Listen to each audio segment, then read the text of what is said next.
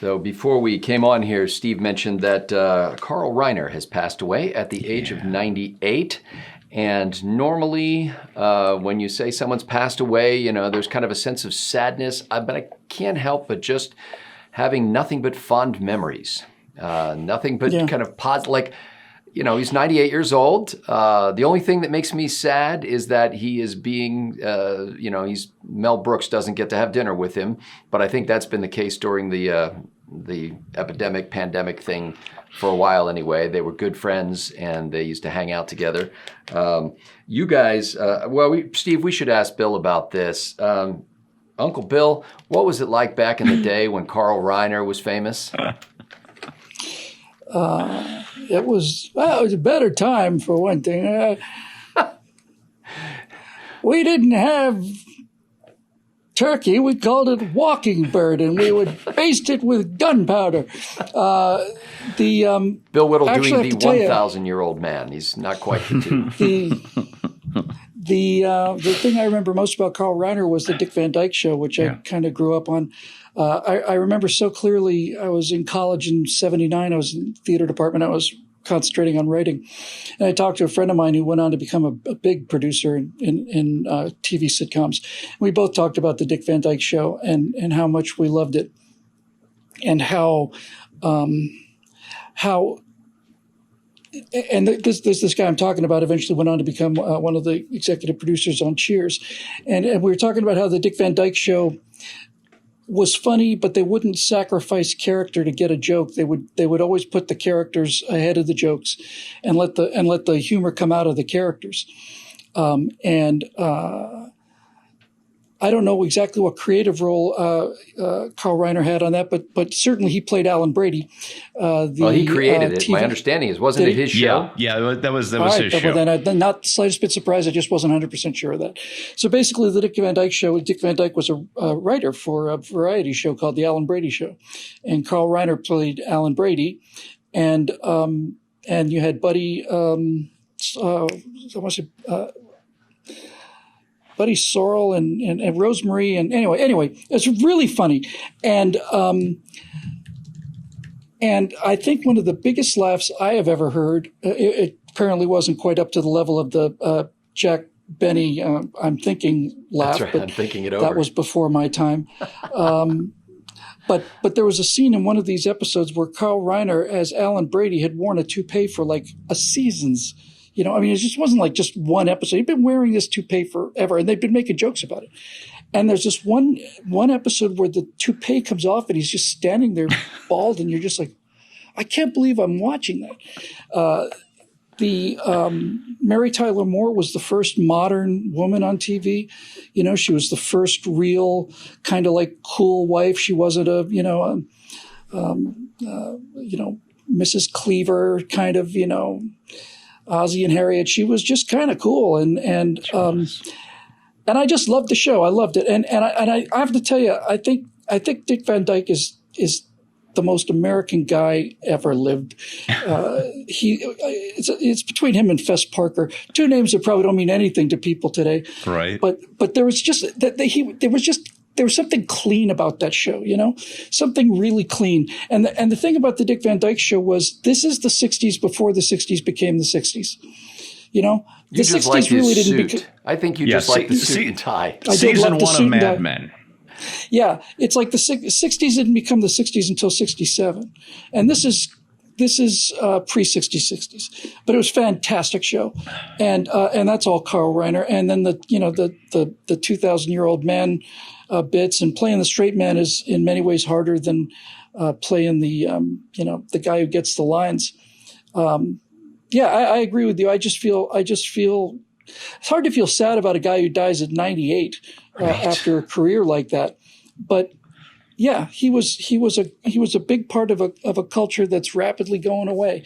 And I think probably just to wrap this up, Carl Reiner, we would never heard of Carl Reiner if he were born today. The humor that Carl Reiner and Mel Brooks did would be absolutely impossible in this great age of freedom that we live in. Well, you couldn't have possibly come up through that. I mean, he's the last of the dying generation of comedians that started in kind of the Catskills, that were kind of Borscht Belt. Let me tell you about a little thing called vaudeville. That's right. Sorry, I just had to throw that in. Somebody said that to me once, to my face. And they're coming up from having done live performances before audiences, to moving to radio, to moving to television, to movies. And I was wondering, while you were talking about Dick Van Dyke, do you think that might have been the first TV show about a TV show? I think it might have been. I can't think of anything was there something that preceded it. What was the show that had the incredible writer's room? Was it your show of shows that had Woody Allen and Mel Brooks and all of these guys in the same room? It's like, oh my God! I think Reiner was there too, wasn't he? I'm sure he must have been. In your show of shows, no. Oh no, it was your show of shows. That was a Sid Caesar thing. If you want another taste of what that was like, one of my favorite movies is called My Favorite Year. Richard Benjamin directed that one. It's just terrific. Peter O'Toole, aces. Peter O'Toole's three greatest roles were My Favorite Year, Lawrence of Arabia, and The Stuntman. And yes, the stuntman, absolutely. You could not have three more different roles and three more different movies, all with Peter O'Toole. But there was an actor playing the Carl Reiner character on the Sid Caesar type show that was in My Favorite Year. And I can't remember the actor's name, but I have to believe that when they were putting this movie together, it's got to have a Carl Reiner. You can't do a show based on Sid Caesar without having a character based on Carl Reiner. It's a sweet, gentle, hysterically funny movie. I also like getting reacquainted with Carl Reiner because I grew up watching Dick Van Dyke and reruns on Channel 11 when I was a kid. No cable back in those days. And I got reacquainted with him when the Ocean's 11 remake came out. This has got to be 16, 17 years ago now. And he played Saul, an old con man.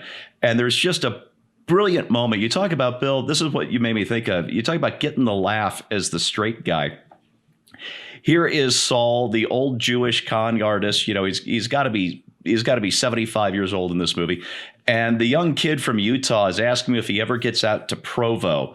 And Carl Reiner just goes, not as often as I'd like. I'll give you one quick little story about the Dick Van Dyke Show, because I was talking with my friend Steve Sutton about this. We were 20, 21, and we decided that this was the perfect sitcom script. And it was an episode of the Dick Van Dyke Show where Dick Van Dyke, where his character is asked to come in and be part of a night. He's going to give a speech at this country club. They asked a couple people to give speeches, like 2 or 3 people. And they asked him to come and write something and give a speech. And so he agrees to do this. And then he finds out that the country club is actually racist and they don't allow Jews in there and stuff. And they decide, well, we're not going to go. And then Dick Van Dyke basically says, no, I'm going to go. I'm going to go and I'm going to give them the kind of speech that they have not heard before. And I'm telling you, you're going to really just, and the whole episode is set up talking about the kind of things that Dick Van Dyke is going to say to these racists. So they get to the event and they're sitting there and he's just getting warmed up, you can tell. And just before he goes on, the other guy goes on before him. And the guy who goes on before him says, let me just say this. The only reason I'm here is to oppose you racist in this miserable, horrible, racist organization you've got. And he says exactly what Dick Van Dyke was going to say. And then he goes away. And then the MC says, well, okay, well, now it's Mr. Rob Petrie. Come on up. And what are you going to do? It's right. It was perfect. It was perfect. It showed he was a good guy. It put you it was a great reversal. You certainly weren't expecting it. And it was just, I don't know. It was great. It was just fantastic. Dick Van Dyke could do the guy who just had the wind taken out of his sails so well. I mean, that was the punchline to how many gags on that show. Yeah. Was him just having his thunder stolen. The other thing that I think I admire what I can remember about Carl Reiner is he was a good counterpoint to Mel Brooks. I mean, Mel Brooks would do or say anything, do a voice, do a pratfall, make a strange sound, like just kind of, he was a kind of Sid Caesar sort of comedian that was sort of physical and very showy about it. But Reiner was really subtle and soft and gentle, and he managed to, he was perhaps more insightful about human nature and how to kind of turn a phrase just enough so that you got it, and that you not only laughed about it, but you kind of felt this special sort of insider connection where you're like, oh, I bet you not everybody got that, but I got that. Yeah. Yeah, he was a lot more accessible to American culture. I mean, most of what Mel Brooks was doing was Yiddish kind of shtick with this accent. He's playing this little old Jewish man. Yeah. And if it had been two little old Jewish men, no one would have bought it. It would have been a Catskill act. And Carl Reiner was really kind of the Gentile, of the duo. He was kind of like the regular American guy asking these questions, and they were great. I think the only people I've seen that are the comedy duo that was funnier in live working with each other was Bob and Ray. Bob and Ray were that's right, beyond belief. Well, all of that said, I'm sure that a lot of people will benefit now, especially the people who are still kind of shut in or not getting out much, will benefit from going back and reviewing, kind of going to IMDb and reviewing the catalog of Carl Reiner, and certainly America will benefit from that one more time. I am this week hosting 2 episodes of Right Angle, and these are my suggestions for what those episodes should be about. And I'm really kind of hoping that you guys like these suggestions, because it's not a deep bench this week. I'm just telling you. It's just not. There's sometimes like things aren't as they appear and are much deeper. That's not usually the case with me. What you see is what you get, and it doesn't go any deeper. So I'm hoping as we skim the surface of these topics, that's as far as we'll need to go. The first one is, and this is actually kind of a sequel to an episode of Bill Whittle Now that we just did about Chief Justice John Roberts and his voting with the they so-called liberals on the court. What did I use? The phrase I referred to them by was the Living Document Caucus on the Supreme Court. So he voted once again with the Living Document Caucus in defense of the court tradition of stare decisis, or let the precedent stand, in the case of June Medical Services versus Russo, the Louisiana abortion regulation that required doctors to have admitting privileges at a local hospital in order to conduct or to operate an abortion clinic. And in any case, we did an episode about this that really kind of focused on how messed up Roberts is, that he sort of slipped the surly bonds of morality to touch the face of process and procedure and tradition. And then I read a couple of other pieces, and I'd like to actually kind of do a whole different perspective on this. Is it possible that Chief Justice John Roberts is more clever than anybody gives him credit for? And the allegation of this was made by a columnist who basically said, look, he just saved the GOP.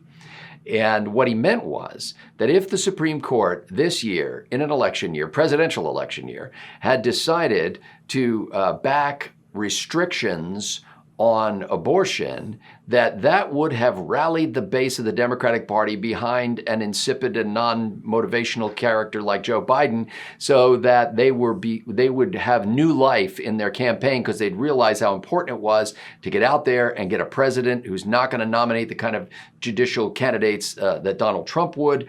That really what Roberts was trying to do, he was kind of letting this ball pass, so to speak, waiting for the home run pitch at a better time. And I just thought that was a fascinating thing, because he didn't rule out future discussions about restrictions on abortion. And most people who favor abortion think that John Roberts would still like to overturn Roe versus Wade. Does that make sense? Yeah, no, I get it. I'm going to argue with it a lot during the segment, though. Good. Yeah, there's a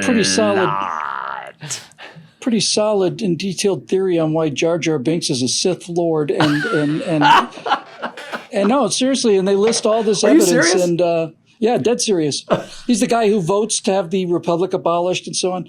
Now, it's all tongue in cheek, obviously, but it's very compelling. So I'm kind of going to go at that. That's going to be my starting position as far as Roberts being the great conservative mastermind. He's the conservative lion. Yes, and this guy who wrote the column, and I forget who it was, but somebody in the Washington Post or the New York Times was basically saying that this guy is a hard right conservative who's a political animal, and that he realizes that at this time in history, the worst thing he could possibly do was back what would be a relatively mild restriction on abortion, when he'd rather, just kind of not take that bite and wait till the whole sandwich comes by and he has a chance to take that on. And he kind of left the door open in his concurring opinion in the June Medical Services versus Russo case that it just because he voted this way this time, it really only had to do with stare decisis. It had nothing to do with the merits of the case. All right, Scott, I'm going to have to ask you this. Didn't I tell you to not read Jen Rubin? Believe it or not, it was not Jen Rubin. And yes, You told me that, and no, I have not obeyed you. Jen, she's just so alluring. It's just, I mean, intellectually. I mean, she just draws you in with that sort of come hither snark that it really makes you want to read her op-eds. Is there a single alleged conservative who's ever joined the staff of the Washington Post or the New York Times as they made a big deal about how they've got a conservative on the staff? Is there a single one of them who has ever been able to hang on to their principles? No. The money's too good. Yeah. Okay, so this is the other show, and this I thought was fascinating because a lot of people in this whole issue around George Floyd's death and the interactions between police and the accused or alleged perpetrators that result in physical altercations. There was a guy named Mike Muser on Medium. I'll have to double check his name. And he's just kind of an opinion guy. I think he has a podcast. But he wrote this interesting thing on Medium about why Black people resist arrest. And it wasn't so much something that was saying Black people should resist arrest. It was just, in a sense, trying to help anybody who doesn't understand that to grasp why it might be that Black people resist arrest. And I don't want to get into too many details right now, but he has he goes through several phrases where he says things like resisting is negotiation, resisting is desperation, resisting is reflex. And there's a lot more to it than that. But I thought, I know this is probably not going to be hugely popular among our audience who, primarily are kind of law and order conservatives, but I've always been fascinated at how people come to the conclusions that they do and why people act the way they do. And I've always kind of assumed that I don't understand what's in a man's heart. Could you excuse me for 1 second? Look, we've got somebody is at the door. It's Mr. McFeely. 11 years of doing the show. I think that's the second time this has ever happened. Speedy delivery, Mr. Rogers. Speedy delivery. Right. Yeah, this is 2020. So 11 years. I think, in fact, this month, I think, is the 11th anniversary of the three of us doing a show together. If I remember correctly, I looked back in the archives last year, and my very first trifecta notes were from June of 2009. Wow. What do you have? You have like a gigantic archive of notes? It's just my documents folder. Oh, we had to check the doors. Hard drive space is cheap. I don't delete anything unless I decide I don't want it anymore. I remember my first PC had a 160 megabyte hard drive. Ooh. And there was always the wrenching decision of what game to delete to make room for a new game. Yeah, memory's cheap now. I'm the worst about that. I'm your alter ego because, or is that what it means? I'm the opposite guy. Doppelganger. Thank you. That God bless you. Gesundheit. I'm All the German guy words sound like a sneeze. who kind of periodically looks at all the crap on his computer, my portfolio essentially, the compiled wisdom of my years, and just goes, oh my goodness, this is taking up all this space. I'm just going to erase the hard drive and start again. And I do. I have if I ever become president of the United States, they can fit my presidential library in a porta potty. There's not going to be anything. Well, if you need time to kill in the porta potty. That's right. You can always read Scott Ott's correspondence with Vladimir Putin. Right off the scroll. Right off the scroll. Yes. Scott Ott teleprompter, we call that. That's right. So anyway, I just thought that this would be an interesting, and I don't know if we can get through this without anybody losing their stuff. But to me, it was an insight into the way some folks think that is alien to me, and yet not completely irrational. Yeah, if that makes any sense. That does make sense. So anyway, those are my two topics, which is the second one was why black people resist arrest. The first one is John Roberts' genius. So, Stephen Green, what would you like to do this week? Two shows Wile E. guaranteed Coyote. to send our membership Genius. through the stratosphere. That's right. By the way, we were talking about Looney Tunes not long ago. I can't remember what the impetus was. Oh, it's because of that segment I did. And one of my favorite ones, and I think they only did this the one time, was Wile E. Coyote actually spoke, and he did it with kind of a supervillain mid-Atlantic accent. And he was up against Bugs Bunny instead of the Roadrunner, and it was just really good stuff. Anyway. A topic. I need one of those. Yeah. So the evidence is in. The lockdown was probably a huge mistake. So let's do it again. In what sense? Okay. Let me read. I've got notes. You know me. I always show up with notes. There's a new column from Matt Margolis. He notes that in the last couple 3 weeks, as things have loosened up and all the protests and whatnot have pretty much erased social distancing laws and our rules, whatever, in our cities, there's been a big uptick in cases. However, coronavirus deaths peaked in April and are still declining, and we flattened the curve. Declining as a percentage of infections, or what? In total numbers. Total deaths. Total. Which has nothing to do with testing. That's just irrelevant. Yeah, that's just the daily deaths continue to decline even as we get this spike. And the number one difference is that the average age of a coronavirus sufferer has dropped by 20 years in the last few weeks.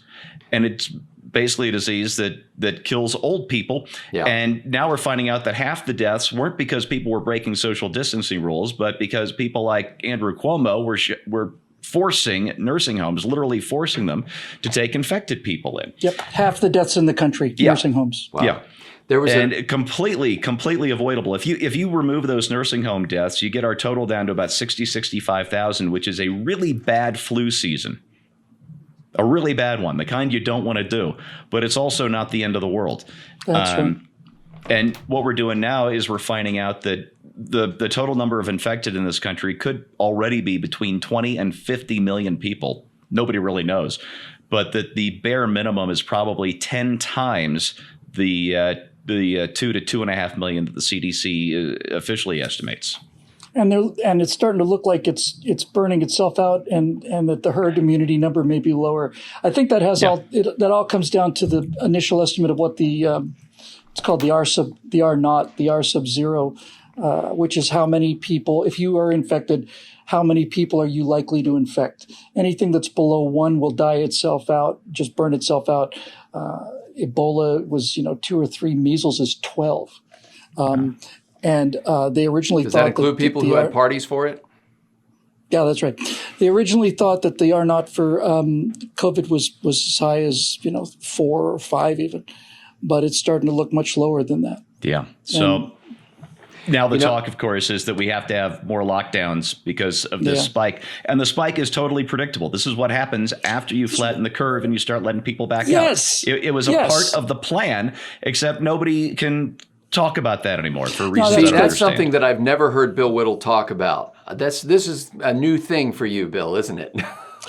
Yeah, it sure enough is. But it's like, remember when it was 2 weeks to flatten the curve? That was 4 months ago.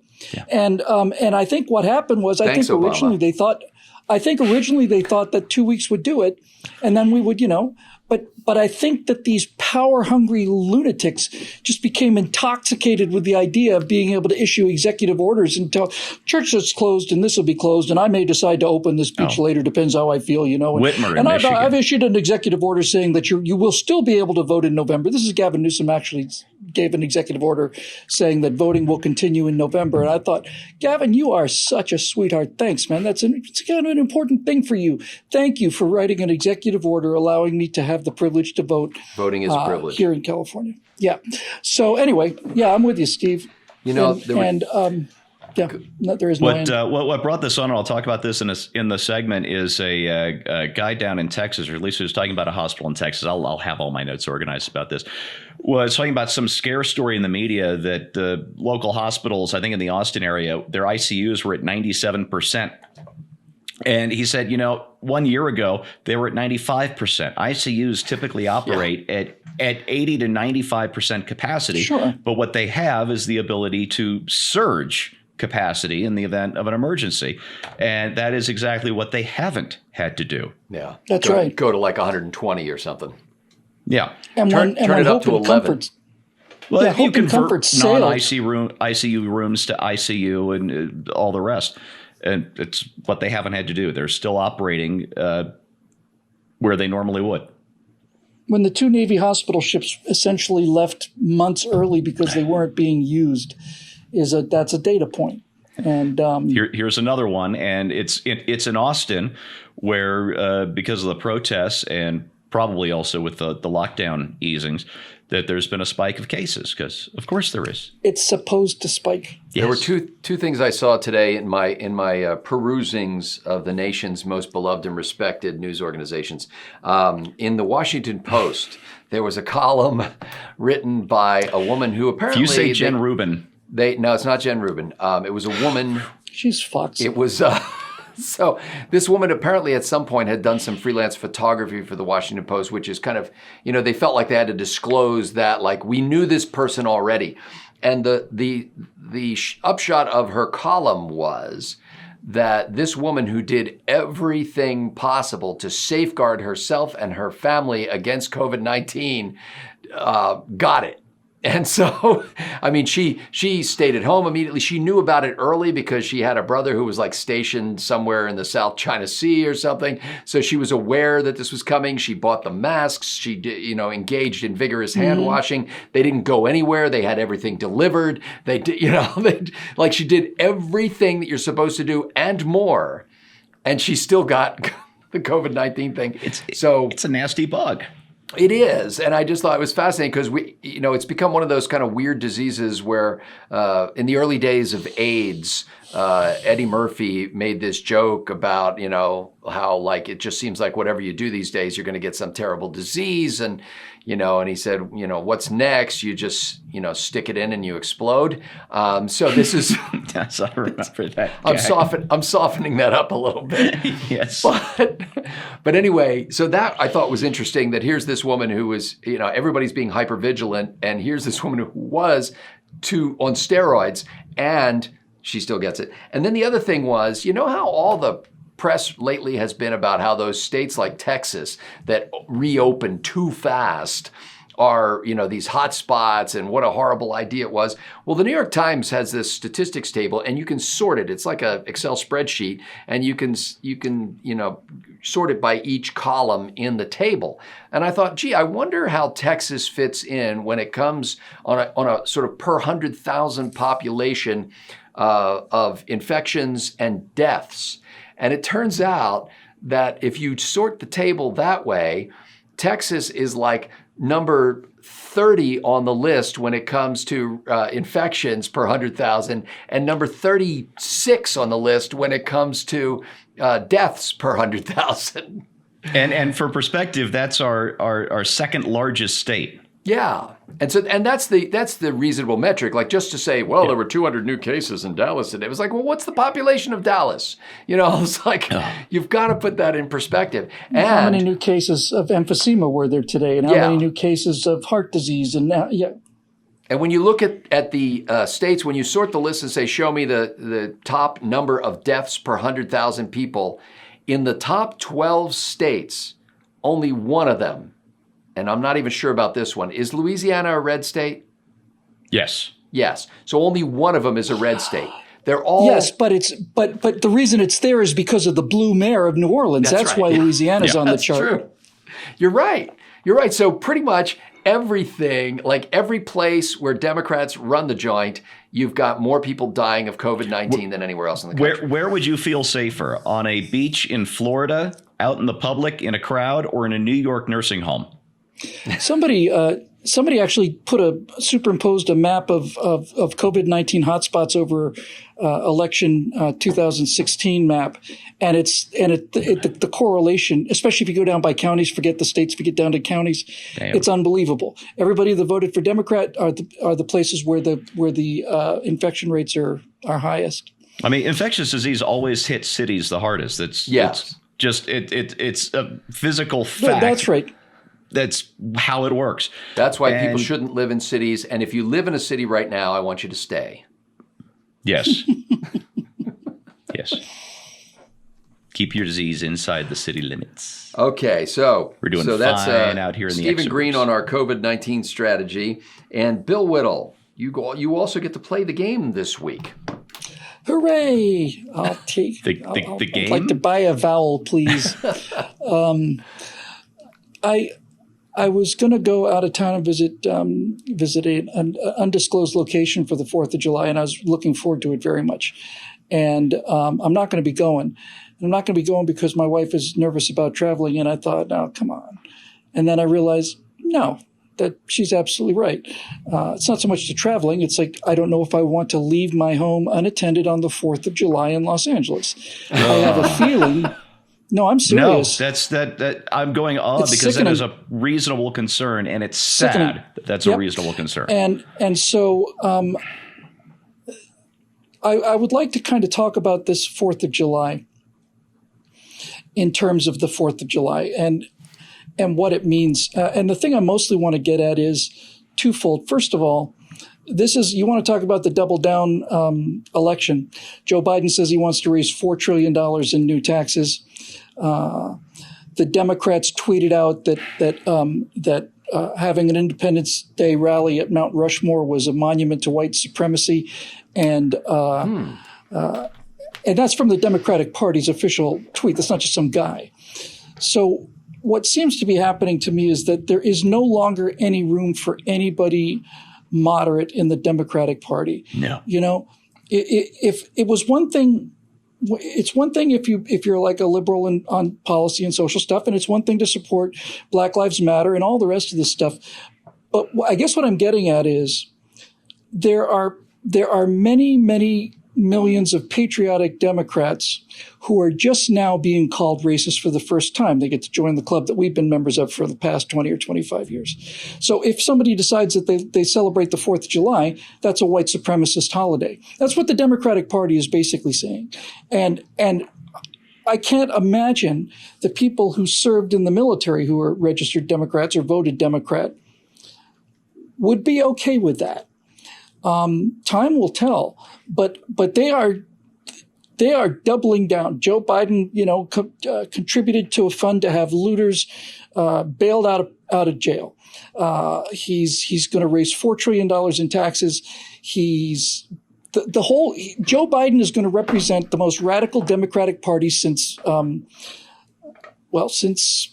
1860. Really. Even George McGovern was at least a patriot. Yeah. No, that's my point. This is now the party that says that Mount Rushmore needs to be demolished. This is now the party that is saying essentially the statues of Abraham Lincoln need to be taken down, and the monuments need to be taken down. All of it needs to be taken down. I think the monument to Martin Luther King in Washington, D.C. needs to be black as well. Well, there you go. It's a big white statue.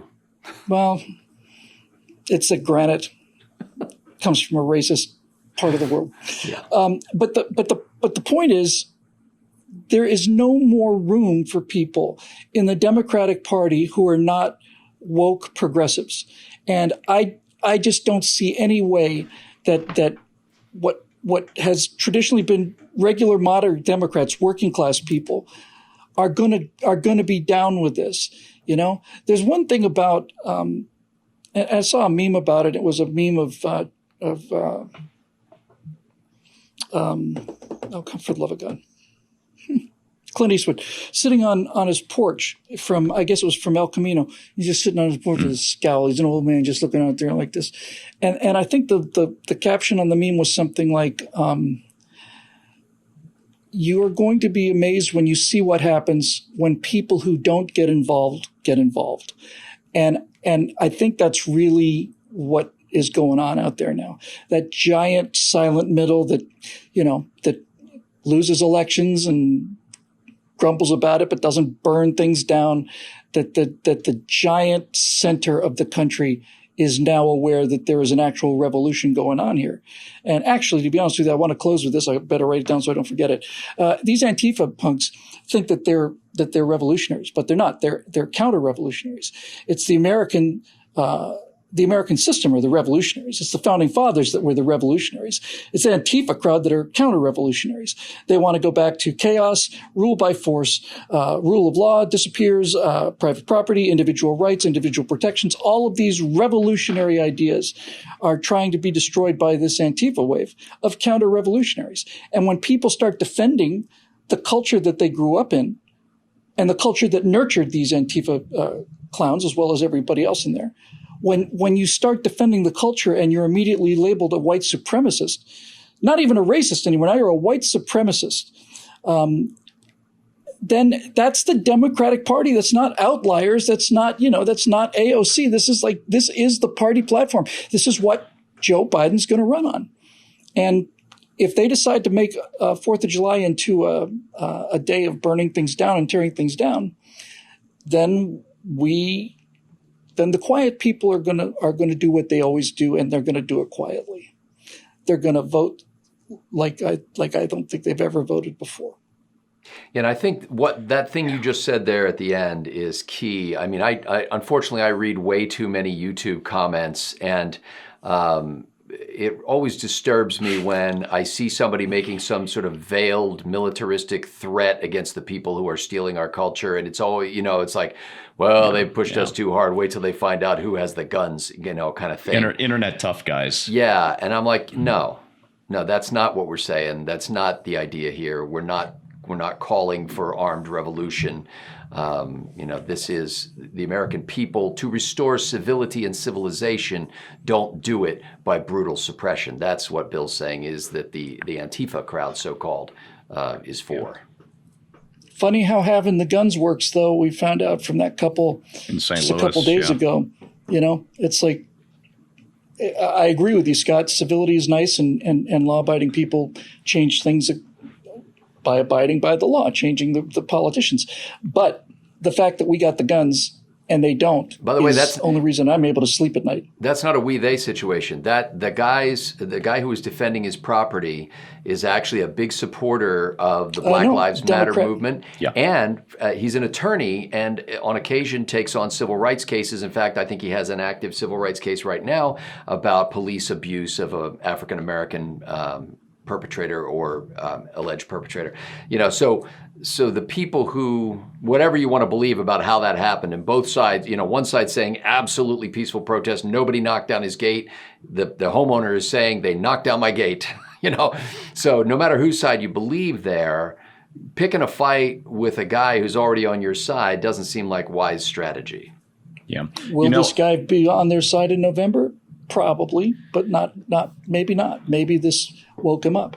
Since we're not going to talk about this as a segment this week, I grew up in St. Louis. I spent years in the Central West End. That's where my grandfather lived, and he raised me for years. Yeah, I know that part of town really well, and the Central West End is a nice part of the city of St. Louis. It's not the county. It's not the burbs.